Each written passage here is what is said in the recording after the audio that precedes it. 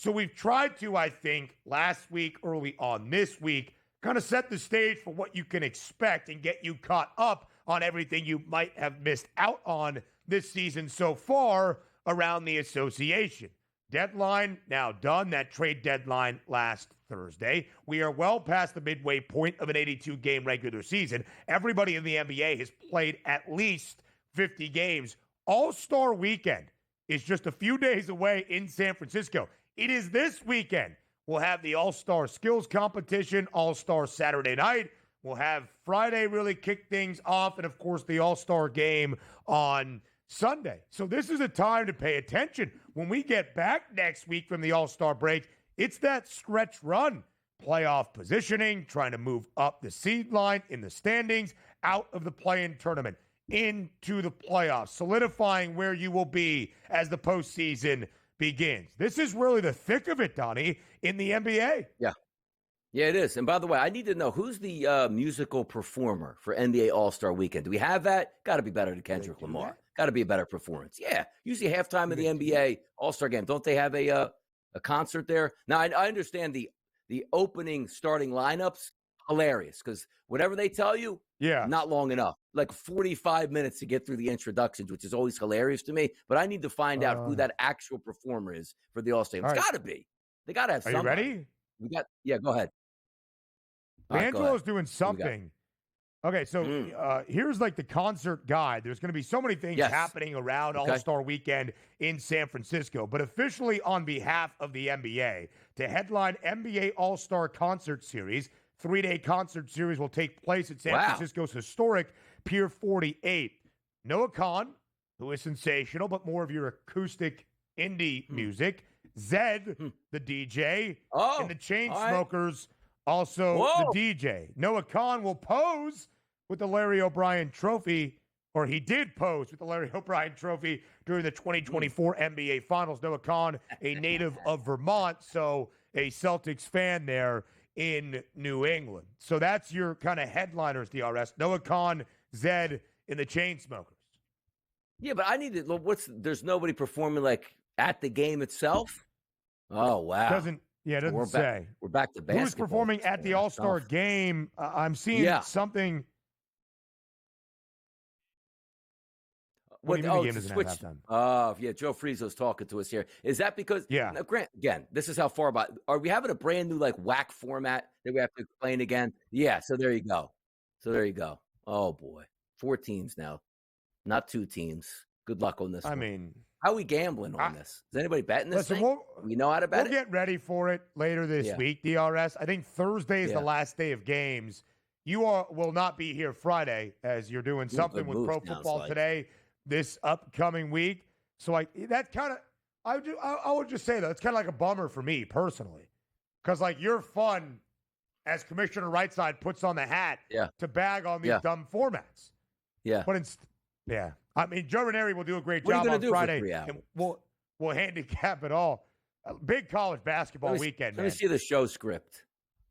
We'll talk about college basketball. I would be sure. 4 weeks out from Selection Sunday. On Sunday, our first 1 versus 2 in the history of the SEC as a conference in men's basketball. Buy or sell? We've got to talk about that.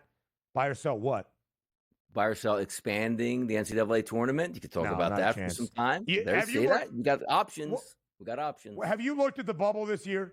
Have you looked at the bubble and the teams in consideration? No.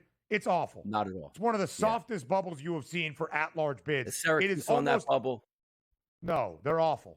Syracuse, the only bubble they should be bursting is that of Red Autry and finding a new head coach. Give me anybody. At this. Triple overtime on Saturday against Boston College. Triple overtime. BC is the worst team in an awful ACC and inside the JMA Dome, which used to be the pride of Central New York on a Saturday afternoon. Syracuse had to go to triple overtime. Now, they did come out with a victory. It's not great, Donnie. Not great. Newhouse isn't happy. The Newhouse boys aren't happy on campus, I can tell right now. No, they're not. No. Embarrassment. Nobody wants to. By the way, real quick though, I did see one of your tweets there. Like, is it true? Like back in the day, we used to really fill up the JMA Dome, and for sure now it's like, the big games are down at this point. That's for sure. Look, Administration's got to look at that. They got to look at that. Listen, 23,000, a little bit more than 23,000 came to Syracuse Duke last Tuesday to see the Orange get absolutely obliterated at home by the Blue Devils, losing by 29. My sophomore year was our first in the ACC, and we had more than 35,000 for the Duke-Syracuse game. I think a couple of years later, they got more than 36,000, which is still the largest ever attended on-campus game in men's college basketball history. My first year was against Georgetown at the time. That was the attendance record. It was a terrible viewing experience, Donnie, for a basketball game. You're up in the rafters basically at like the 50-yard line of what the football field would have been, but it was still one of the greatest moments of my life being there and being a part of it. And kids would camp out at Beheimsburg, as they called it, to get in to the Carrier Dome. I would show up 10 minutes before tip, feeling good with, a beer coat, if you will, for those cold winter days in Syracuse, New York. And now we barely get more than 23,000, albeit on a Tuesday night. It's a sad state of affairs for Syracuse men's basketball. Now, how about if we because we like nostalgia here. How about we go back, we change the name from the Orange to what they were. We go back to the Carrier Dome here. You know what I mean? Like we can make it happen. We can bring back greatness to Syracuse by just making some few minor technical changes on campus up there. How do you feel about that? We have to go back to Manly. Like, is Manly even there anymore? I assume that probably got knocked down at this point. Manly's is it still there? Manly's still there, yeah.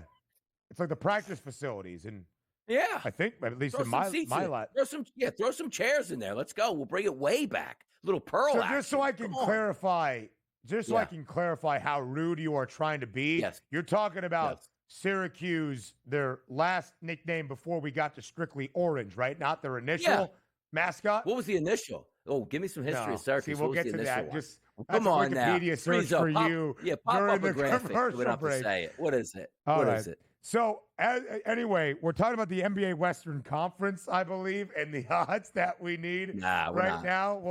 We'll continue to do this on the other side of the break as well. But DRS, we basically shared this yesterday as we try to get everybody up to speed following the end of the football season and, of course, Super Bowl Sunday. It's really a tier of two around the NBA from the odds perspective to win that Larry O'Brien trophy. The Celtics, the reigning champs, that have been booked as the favorites all year. But Boston had a leg up on everybody else, all 29 other teams. Now there's really not that large of a distinction between Boston and the NBA's best in the Western Conference, in the best record in the association right now, the Oklahoma City Thunder, who are an even money favorite at plus 100 to win the Western Conference crown. Unbelievable and unthought of in the past, 10 to 15 years. Isn't always the Western Conference, you're like, man, there's 8 or 9 teams jockeying for that top spot. It feels like it's Oklahoma City and everybody else in the West, which is something we never used to get.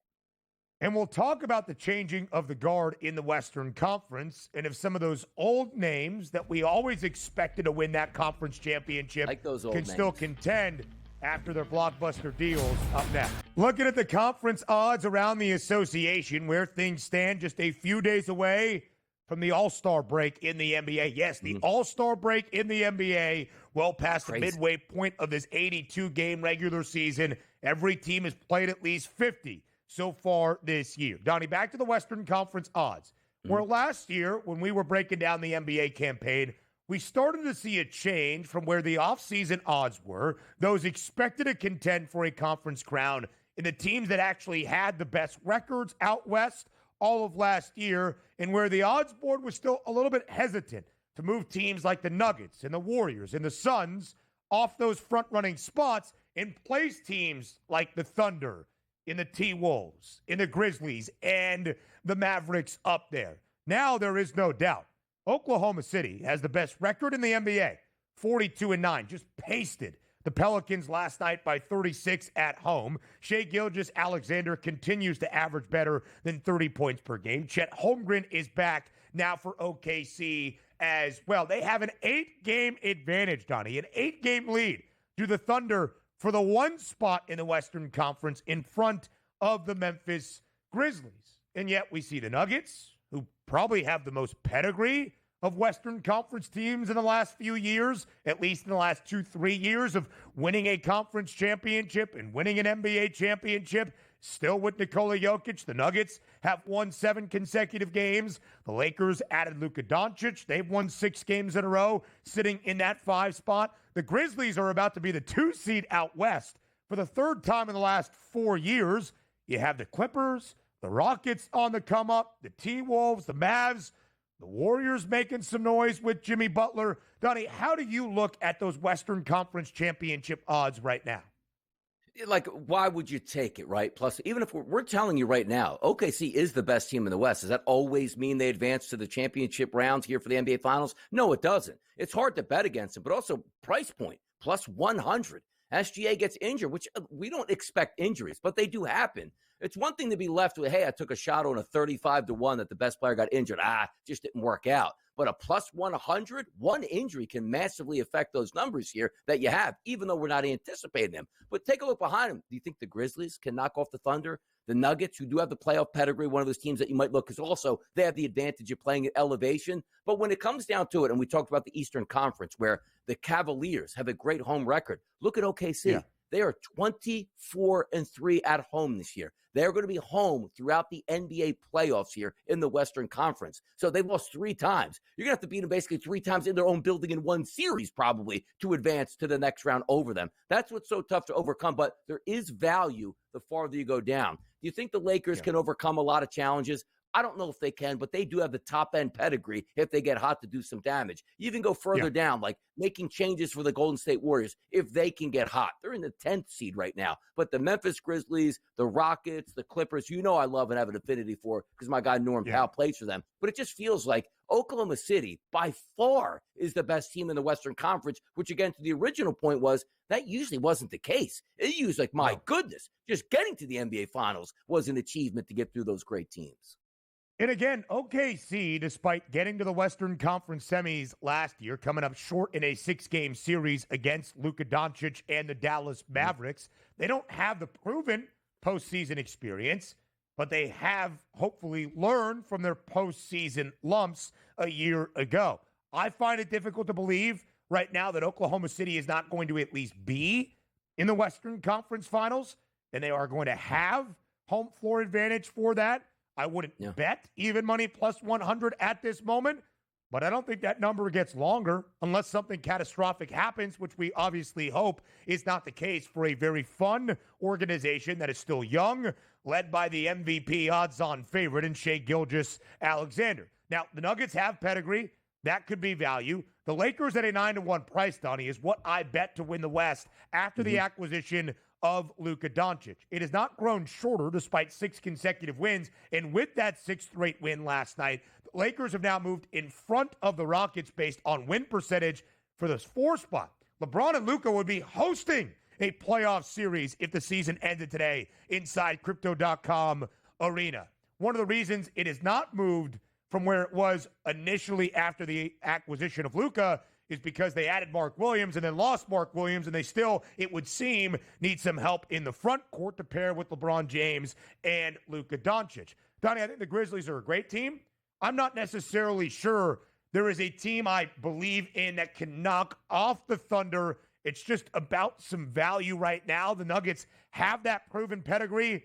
I really do kind of believe that the top 3 teams there, OKC, Denver, and the LA Lakers, are going to be 3 of the 4 teams that get to the second round of the Western Conference playoffs, if that makes sense. Yes, and also the Lakers we talked about, and we will coming up here in a Fade the Public poll, which is really interesting, how far they could possibly go and what's a successful season. But if we do take a look at, you're throwing darts up here, because we do agree that the Thunder are the best team by a wide margin. Now it's price point that you're hunting down. Like, I think the Clippers have enough superstar power where if they can get rest, and we know how the NBA playoff works, if you're a veteran team, you really get bonuses because you're not playing back-to-backs here. You're just not playing every other night. You get 2 to 3 days in between some of those playoff games. So for me, you see that Clippers price point at 15-1, and then I still can never quit the Suns with that much talent at 34-1, not to win the NBA championship, to win the Western Conference. And hear me out, it is an because they're not a good team. But when you get there, the veteran players get rest, and they're extremely talented. If they can get hot, it's not about winning it overall. At that price point, You have to win a series. You win 2 series, that ticket then turns into plus money because of how much that's going to drop. The Thunder, plus 100, should win it. There's no value in the plus 100 other than a straight bet at that point. They have to wait weeks to cash. But a team like the Clippers, again, 15-1, and the Suns 34-1, there is a pedigree on those teams that if they can get hot and stay healthy, maybe they can do some damage. Price point is a great way of phrasing it, DRS, because if you get the Suns into the second round, it's not going to be 34-1. You can just cash out even if you don't believe they are a true contender even at that stage. Maybe a similar story for the Warriors. Their price to win the West got slashed in half after getting Jimmy Butler, 50-1 to 25-1. They have looked good with Jimmy Butler in the fold. Again, you're hoping for a value play. Golden State is in the 10 spot right now, our last and final in the play-in tournament. Phoenix just on the outside looking in to the Eastern Conference. Next, from the West to the Eastern Conference, we continue our odds discussion about where the NBA stacks up right now based on records, based on where things stand a few days away from the NBA All-Star break. Now, Donnie, in the Western Conference, the best team is the Oklahoma City Thunder. And they're 8 games clear of even the team in the 2 spot right now. That would be the Grizzlies for the number 1 overall seed. And they are booked as the short favorites. The Boston Celtics are minus money favorites in the Eastern Conference, where basically they have been for a good part of this season. I'm saying in a minus money perspective, they have been the favorites to win the East in a very short fashion and to win the NBA championship all year long as the reigning NBA title winners. But the Celtics, Donnie, are not overly impressive, at least based on our expectation, which might sound difficult because they have the second best mark in the Eastern Conference at 38-16. That's the second best or third best overall record in the NBA. But the best team in the Eastern Conference right now is the Cleveland Cavaliers, who are 5.5 games in front of Boston for that 1 spot with a 42-10 record. So, Donnie, knowing that distinction, the Celtics a minus money favorite, but not the 1 seed in the East, in front of the Cleveland Cavaliers, how do you approach the Eastern Conference title odds? Yeah, for me, look, I do think when it's all said and done, honestly, the Celtics are the best team in the Eastern Conference. But that doesn't mean you're going to have home court advantage all the way through. You got to beat them in Boston, which for a couple rounds you will based on where they stand. But I just see, like, the Cavaliers are very good. You see the record, 43-10, 5.5 game lead right now over the Boston Celtics. But once again, look at the home court numbers, Ben. 25-4 on their home court. If you have home court advantage, that means a lot here. Now, you're trying to, extrapolate, and as I said before, the NBA is priced differently from the regular season to the postseason. If you can get the Celtics to the postseason, fully healthy, of course they're the favorites, and deservedly so. But when we talk about price points here, if I think I'm getting the top team in the conference, record-wise, that will be home, that if they do face the Celtics in the Eastern Conference Finals, will have home court advantage. And right now I'm getting a price point of plus 350 as opposed to minus 125. I'm taking that all day long. But also, you're going to have to see, they're 6-4 in the last 10 games. They're not unstoppable, not running away with everything. But for them to blow a 5.5 game lead on the backstretch in the NBA, already being a quality team outside of disastrous injuries, I don't buy that at this time. So for me, just looking at the price points here, I think it's wildly disrespectful for the Cavaliers to have a 5.5 game lead, but still a plus 350 price. And we're not talking about the Celtics, Ben, at plus 225. The Celtics are minus 125. I can't get down with that. Donnie, it's been the same kind of conversation since early October. Who provides Boston the best test out in the Eastern Conference? We had the same conversation even last year on that historic run for the Celtics throughout the regular season and into the playoffs. You would have to say it is the Cleveland Cavaliers. But the Knicks also had the third best record out east at this moment, and maybe the firepower with Karl Anthony Towns to provide Boston its best test, 34-18, the number for New York. To me, it's still the Celtics in front of everybody else. But if it ends up being 1 versus 2, which seems likely because the Cavs have a 5.5 game lead over Boston, the Celtics 3 games clear of the New York Knicks. If that is our Eastern Conference Finals matchup, Boston's not at TD Garden this year. They would be on the road in Cleveland for that best of 7 set, where I do think those odds would be a little bit tighter, or at least should be in premise, Donnie. Yes, you're right about that. And that's what we're trying to finalize it, because as much as you could be fans of the NBA, you still have to be handicappers and be optimistic of what those price points would be. And let's just say we go chalk all the way through and it's Cleveland and Boston.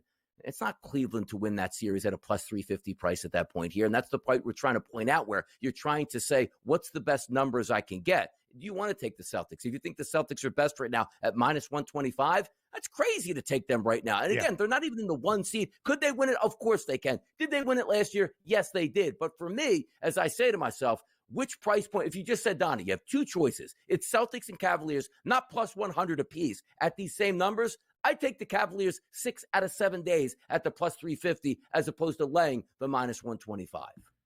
43-10, the record for Cleveland. Second best in the NBA, only by having one additional loss so far in comparison to the Oklahoma City Thunder, who are 43-9. That is proven. That's not a great start that is flamed out, that is continuing to win multiple games at a time, seemingly week in, week out for the Cavaliers. Listen, I still think it is Boston, and I would still certainly give them the edge against Cleveland.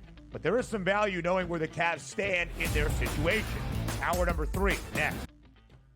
Live right here as we welcome you to hour number 3 on this Tuesday morning, our third and final on the early line on SportsGrid. He is Donnie, I am Ben. Here's what you have in store for this third and final hour. Plenty of NBA conversations, including a focus on the Lakers and what their ceiling of success looks like this season after Luka Dončić made his debut in the purple and gold last night in downtown Los Angeles. We'll talk a 4-game NBA slate on this Tuesday and an awesome Tuesday night slate in college basketball. DRS is ready. John Rothstein will be here to end out this third hour as well on a Tuesday. Tom Vecchio, the prop perspective, and a little bit of action on the ice to pay attention to as well. Donnie, so much to get into here in this third and final hour that we'll have some handicaps, some picks, and some previews.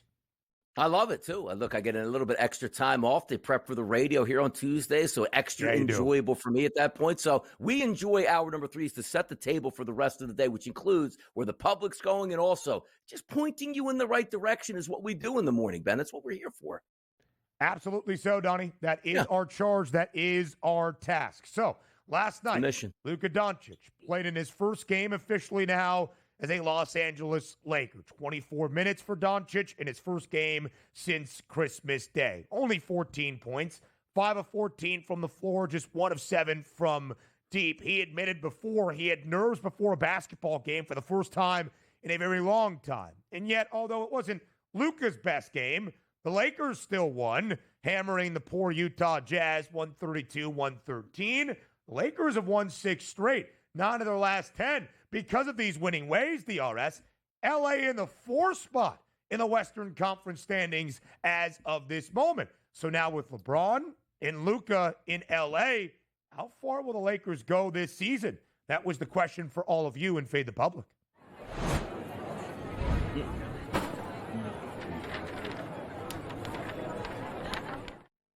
At SportsGrid on Twitter, how far will the Los Angeles Lakers go this season? Your 4 options: NBA champs, reaching the NBA Finals, getting to the Western Conference Finals, or an exit from the postseason in the opening round or round number 2. Despite the win last night with Luka in the purple and gold, despite 6 straight wins for the Lakers, despite being the 4 seed currently in the Western Conference standings, Donnie, most of the public still feels the Lakers are not getting past the Western Conference semifinals, a round 2 exit at absolute maximum. 59% of the public voting for that option. Are you fading them, DRS? Look, the way I look at the Lakers, talented team, absolutely. Superstar power needed to win rounds in the playoffs, absolutely, they have that. But also understand this, as we talked about the Western Conference, it's not as deep as it once was. So theoretically, the Lakers sit 10.5 games back from OKC. They're not going to catch OKC. But you know who they can catch? The Memphis Grizzlies, who, a 1.5 lead over them, or 2.5 game lead, and then you have the Nuggets, a 1.5 lead. Let's just say the Lakers play good basketball down the stretch and wind up with the number 2 seed. Why can't they get to the Western Conference Finals to take on OKC? That's the problem. if they do slip back even further, that means maybe a faster matchup against OKC. So in the vote for me, I do think they can get to the Western Conference Finals along with the 22%. Yeah. I didn't vote that way. I went round 1 or 2, which means I expect them to win round number 1. They might face a tougher opponent in 2 and dip out at that point, but it is close to me between Western Conference and rounds 1 or 2. If they can improve this in their stats, of course, move up the standings, yes, it increases their chances to get to the Western Conference Finals. But for me, if I vote, I'm not fading the public. I went with the 59% rounds 1 or 2 for the Lakers. 51 games so far this year for the Lakers. They are now 32-19. They have won 6 straight. So 49.5, the updated win total for Los Angeles. That would be 18 more wins to go over that number in their final 31 games of this season. That would be a pretty solid mark to get there. 18-13 in their final 31 games. You would think they could certainly do that given the hot streak they are on. And as Luka Dončić gets back onto the floor and even more in the fold in Los Angeles. Donnie, this was billed as a move for the future for the Lakers. They now have their next young budding international superstar in Los Angeles, Hollywood, made for stars for the next decade plus. Luka Dončić is only 25 years old. I don't think it's just a future move.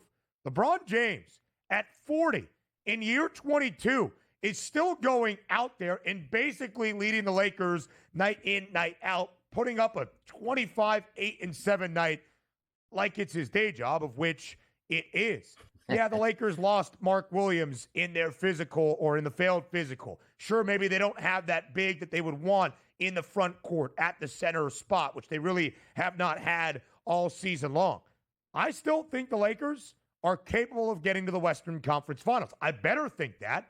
I bet them at a 9-1 price to win the West after the acquisition of Luka Dončić. And Donnie, I shared as we looked at the Western Conference odds early on. I think those 3 best prices, the Thunder at even money, the Nuggets second best price at plus 550, Denver's won 7 straight, 3 seed in the Western Conference, and the Lakers at a 9-1 number. I do think those will be 3 of the 4 teams that get to the second round of the Western Conference postseason. If I think the Lakers have that as their floor in terms of playoff success, then I do believe they can be in the Western Conference Finals, making that 9-1 price, I bet, last weekend after the Luka Dončić deal. Probably be pretty good to cash out or find some positive profits at that stage. Exactly. And as I pointed out already, once you do get to the playoffs, it benefits you if you're an older player. You don't have to have that quick response to your legs and, oh, man, I got to play tomorrow night. Like LeBron James is the perfect example. We worry about LeBron in the regular season, and he's been phenomenal once again. But how much gas does he have left in the tank? How about if he twists an ankle or has those nagging injuries here? If you can get him clean to the playoffs, which the ability of Luka to be there now for LeBron James to maybe take a little bit more time off or maybe on those back-to-backs, not have to play all of those there, that's going to help down the stretch. So a superstar to help out another superstar. We used to talk about the big 3s. This big 2 should be good enough as long as they're healthy. And once they do get to the playoffs, the big 2 as veterans get to rest a lot more than they do in the regular season. And arguably, you have 2 guys around the association that have been the best postseason performers we have seen. Luka Dončić right now is averaging nearly 31 points per game in his playoff career. He has had to do everything for Dallas, and still that wasn't good enough to stay in the state of Texas. But 30.9 points per game for Doncic, second highest scoring average in NBA history in the postseason, behind only who? MJ, Michael Jordan. Yeah. Luka Dončić has been that playoff performer already, paired with LeBron James in some depth overall for the Lakers. I think they can give anybody a test in the Western Conference, including the Oklahoma City Thunder. So I'm still feeling pretty good about my 9-1 price for the Lakers, despite the fact it has not moved, and in fact did move back by about $1.50 after the Mark Williams trade was rescinded. Donnie, I'm not sure you saw this based on reports last night, but there's always the negative, of course, to a trade being rescinded, not only losing out on Mark Williams, but the uncomfortable and awkward thing of Dalton Connect having to come back to L.A. He did not play last night for what was listed as personal reasons. It's got to be tough to sit there on the bench and just be like, I'm back here. This team didn't even want me. I mean, the guy probably doesn't even have an apartment lease anymore. Probably broke the lease. That's costing him money. Girlfriend was angry. He left. Maybe she already has somebody new in her life that quickly over that 48 hours. Wow. You never know, Ben, what you guys are going through personal life-wise out there. You know what I mean? Come on, stuff. You can't judge people in their worst moments right now. Listen, I still believe that Connect Four will be out there for the Lakers and hopefully making a difference. He's had a pretty solid start to his NBA career. Even money for OKC to win the West, by the way. This is where it stands, right? Even money favorite, Thunder in the Western Conference, plus 100. Minus money favorite, minus 125 for the reigning champs in the Boston Celtics in the Eastern Conference. Plus 260 for that to be the exact NBA Finals matchup, if that's even value at this stage. Just a 4-game slate in the NBA tonight, but we preview each and every one with some college basketball mixed in over our next 2 segments. DRS, big rematch tonight from last year's postseason. Eastern Conference second round in a best-of-7 series between the New York Knicks and the Indiana Pacers. Of course, the Pacers winning that in upset fashion. 2.5-point spread tonight for this matchup in Indianapolis, working the way of New York, and a total of 239.5. Could this be a potential playoff preview? The Knicks 34-18, 3 spot in the Eastern Conference standings. The Pacers 29-22, 4 seed currently in the Eastern Conference standings. Both teams expected to make a playoff run once again. What do we see tonight in Indy? Yeah, take a look at this, too. Opening line, -1 at the FanDuel Sportsbook here in New Jersey. And now we're seeing 2.5. Other outlets as high, Ben, as already as 3. So for me, I agree with the line movement. You're looking at both of these teams going full gas tonight. And also in a matchup that sometimes I talk about the regular season. Like you're playing before the All-Star break. We're not up against it, right, on a Thursday. Like, hey, man, got my party planned. Just looking to get out of town. This is a big game that both of these teams will be locked into. And if I'm reading the pricing accordingly, I'm willing to lay the 2.5 here. I think the Knicks go into Indiana and pick up the victory, and I'm willing to bet they get it by 3 or more tonight. So the New York Knicks, DRS, have been booked as a favorite quite often this year. In 46 of their now, let me do some quick mental math, 52 games, 24-21-1 against the spread. The Pacers, much like last year for this Indiana team, not just a great underdog covering team, 12-9 against the spread, most of those covers, often an outright victory. The Pacers in their 12 covers as an underdog, 11 outright victories, 11-10 straight up. Indiana, the only team around the NBA at this current juncture with an outright winning record above 500 as an underdog. And last year, the Pacers played in games that featured totals like at 250. This one, 239.5, which has been a different story, DRS, for the New York Knicks. A very high over percentage, over in 31. Of their 52 games this season, over in 6 of their last 7. That is not necessarily what we think of when we think of Tibbs and how he structures his defense and his rotations. But that's why the total's 239 and a hook tonight. Yeah, and it's funny, too, because you're right about that. You used to think of the old Tibbs team, like, hey, we're going to play 5 or 6 guys. We're going to slow it down here. They're more up-tempo in this point. Indiana, certainly helpful to engage in that. I am expecting points tonight. So if you are a prop better, 3-point shots here, points, assists, rebounds, you name it, extra possessions in this game. So I do lean towards the over, even though it is 239.5. I just think my side is better tonight with the New York Knicks winning by a couple points. 58.8% of the games for New York over this year, 5th highest over percentage in the NBA. Highest points prop, that would be Jalen Brunson at 28.5. We talked about the Western Conference odds, where the teams are standings-wise, and of course, from the odds outlook perspective, late night in the Valley. The Suns play host to the Memphis Grizzlies. 3.5-point spread in favor of the Grizz on the road. Updated from that number of 4, total now at 244. The Grizz, DRS, second best record in the Western Conference. How do you see tonight's game playing out in Phoenix? You should be on Phoenix tonight, right? Hey, getting points at home. Kevin Durant's going to be healthy. Devin Booker's going to be healthy, but you just can't trust them. 5-5 in the last 10 games, playing average ball. You take a look at Memphis, Ben, 8-2 over their past 10 games. Lost their last game, looking to bounce back. You're just asking them to win. That 4 points there that we see on the graphic is currently 3.5 live at the FanDuel Sportsbook. And look at the total. Open up 237.5 here in New Jersey. 244 is where we're sitting now. If we're going to look at that game and that starting lineup, Morant, Bane, Wells, Jackson, and Edey, give me Memphis. This team is locked in that 2 spot right now. And if the season ended today, The Suns aren't even in the playoff picture. 11th overall as the seed. Stop it. Give me Memphis. Of course, a tumultuous year for Ja Morant last season. Suspension, injury. The Grizz weren't all that great, 27 and 55.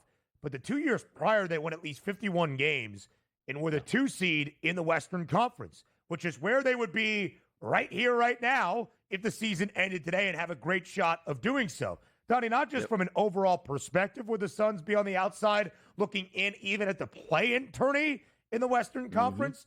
We also have a matchup tonight between the best cover team in the NBA, Memphis, 34-18 ATS this year, and the worst cover team in the association, the Suns, 18-33-1 against the spread, 35.3% cover percentage, the worst in the NBA. A couple other games around the association to preview on the other side of the break. Then we'll talk college basketball. Huge Tuesday night slate. DRS has some thoughts next on the early line. 4-game slate around the association. We have previewed 2. Now let's get to the 2 others. In Philadelphia, can the 76ers ride the wave of the Eagles Super Bowl championship? Man, they're going to need to. DRS 9-point favorite at home tonight against the Raptors. The Sixers have now lost 3 in a row. The Raptors have lost 4 straight, by the way. Philadelphia is 20-32. And yet, despite being 12 games sub 500, they are only a game and a half behind the Bulls for what would be the 10 spot in the Eastern Conference standings, the 4th and final position in the play-in tournament. But Philadelphia can't just keep resting Joel Embiid and hope to even get into the play-in tourney. How critical is a win tonight at home? It is very critical tonight. Sometimes you have to jumpstart the season. You called it out. You think you're supposed to be a good basketball team, and you're not. You are playing a bad basketball team in your own building. You had an embarrassing loss without Giannis Antetokounmpo when you took on Milwaukee before the Super Bowl, and now you're saying, okay, now's the time that we go. And usually look at the anticipated starting lineup for the Sixers, Ben, and say, man, what are they doing tonight? That's not the case tonight. It's as good as it's going to look. Maxey, Oubre, George, Edwards, and Joel Embiid in the starting lineup tonight, healthy and intact, going up against a lackluster lineup for Toronto. This line opened up in New Jersey, 7.5 as a favorite towards the Sixers. It sits at 9. I'm crazy. I'm going to take the Sixers by double digits tonight, just reading into it. Because hear me out on this. A loss tonight to Toronto. You already heard the cat calls from Joel Embiid. Hey, if this doesn't go right, I'm going to get surgery in the summer. Just get the surgery now and get ready for next year. Because if you can't beat teams like the Raptors at home, what's the point of playing the rest of the season? Philadelphia entered the year after the acquisition and free agency of Paul George with the 3rd best price to win the Eastern Conference. They are 20-32. They have only been a favorite 22 times because the odds makers never know who is going to be out there. They're just 7-15 against the spread. Need to win and cover this one tonight, I would say, DRS, to instill any bit of confidence entering the All-Star break. The Raptors were not expected to be a good team. They're 16-37. They have lost 4 straight. But in 53 games, they have been booked as the dog 48 times. They're 29-18-1 against the spread. They're actually a really good underdog team, and they don't have a huge amount of expectations. So the Raptors not going to get into the play-in tournament. The Sixers on the outside looking in. The Bulls in that 4th and final play-in tourney spot. The 10 seed currently in the Eastern Conference. How about the Detroit Pistons? If the season ended today, Detroit would be the 6th seed in the Eastern Conference, not even needing a play-in tournament appearance to be a postseason team. Detroit 4-point favorite tonight inside the United Center against the Bulls. What are we going to see tonight in Chicago? I think the Pistons win tonight. Look at the lineup. Cunningham, Hardaway Jr., Thompson, Harrison, Durant. That's a very good starting lineup overall against the Chicago Bulls team that, quite frankly, isn't so good. You're looking at that total, 238.5. We're expecting points. I expect a big night for the Pistons. I'll go on the road with Detroit basketball winning by 5+ tonight against the Chicago Bulls. Wouldn't that be fun to see the Pistons in the Eastern Conference postseason under JB Bring back Larry Brown. Bring him back. Bring back the boys. Ben Wallace still has Chauncey. You could not convince me that Ben Wallace does not have juice. Like, he goes out there, Prince. You put him in an NBA game today, 8 boards, bare minimum, no doubt. Yeah. Bare minimum. Big hair, too, probably. I bet you he probably looks the same Great exactly now, today in shape-wise as he does. Oh, Yeah. he does? He's probably still jacked up and ready to go, though. You'd have to assume that. For sure. No doubt about it. But he looks like a silver fox. He's looking good. 28.5, by the way, points prop for Cade Cunningham. The only other points prop in the 20-plus range is Kobe White for Chicago. 2 playoff teams, baby, in the Eastern Conference tonight.